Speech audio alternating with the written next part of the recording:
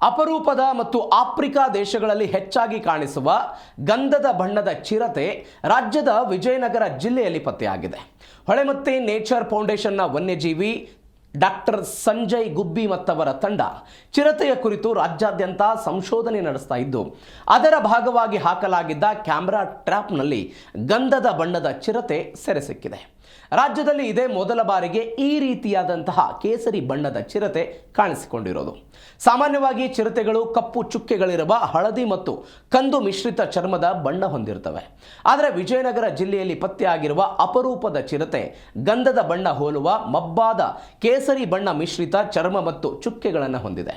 ಚರ್ಮದಲ್ಲಿ ಅತಿಯಾದ ಕೆಂಪು ಬಣ್ಣದ ಉತ್ಪಾದನೆ ಮತ್ತು ಗಾಢ ಬಣ್ಣದ ಕೊರತೆಯಿಂದಾಗಿ ಅಪರೂಪದ ಬಣ್ಣವನ್ನು ಚಿರತೆ ಹೊಂದಿರಬಹುದು ಅಂತ ಅಂದಾಜು ಮಾಡಲಾಗಿದೆ. ಈ ರೀತಿ ಬಣ್ಣದ ಚಿರತೆಗಳು ದಕ್ಷಿಣ ಆಫ್ರಿಕಾ, ತಾಂಜಾನಿಯಾ ದೇಶಗಳಲ್ಲಿ ಕಾಣಸಿಗ್ತವೆ. ಜಾಗತಿಕವಾಗಿ ಈ ಬಣ್ಣದ ಚಿರತೆಯನ್ನು ಸ್ಟ್ರಾಬೆರಿ ಚಿರತೆ ಅಂತ ಕರೆಯಲಾಗುತ್ತೆ. ರಾಜ್ಯದಲ್ಲಿ ಕಾಣಿಸಿಕೊಂಡಿರುವ ವಿಶೇಷ ಬಣ್ಣದ ಚಿರತೆಗೆ ಚಂದನ ಚಿರತೆ ಅಂತ ಹೆಸರಿಡಲಾಗಿದೆ.